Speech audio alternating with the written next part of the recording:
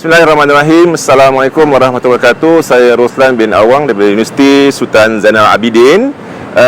Kami berkolaborasi dengan Temeh Manufacturing untuk membangunkan produk RA Ban yang merupakan hasil produk penyelidikan kami untuk peternakan kambing modular. Modular bermaksud ianya boleh diubah suai mengikut keperluan pengguna.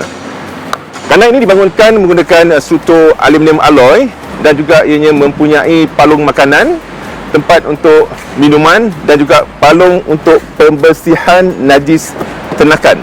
Di mana najis ini akan kita kumpulkan di bahagian bawah kandang dan boleh dipindahkan untuk dijadikan sebagai pembajaan.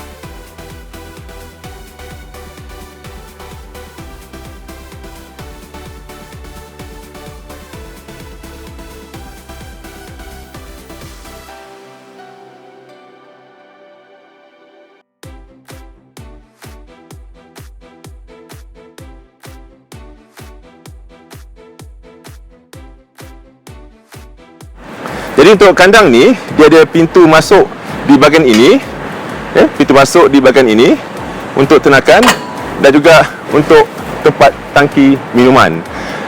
Kandang ini akan dihantar ke Johor Bahru bagi tujuan pameran.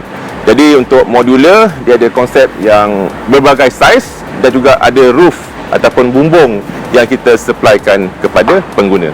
Produk RA Ban ini ialah hasil penyelidikan yang telah dijalankan oleh pensyarah akademik di NUZA menyebabkan 3 fakulti Sains Haiwan, fakulti Teknologi Pembuatan dan fakulti Perakaunan. Mana kita telah buat pembandingan antara kandang kayu dan kandang aluminium dan alhamdulillah hasil penyelidikan menunjukkan tiada perbezaan ketara antara kandang yang menggunakan kandang kayu dan aluminium. Maksudnya, kambing boleh membesar dan sihat seperti mana berada di kandang kayu.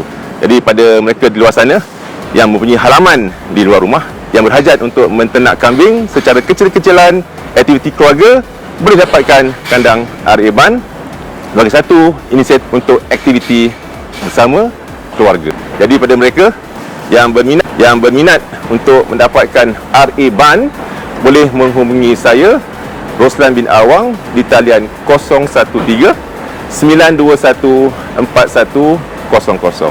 Terima kasih. Bye-bye.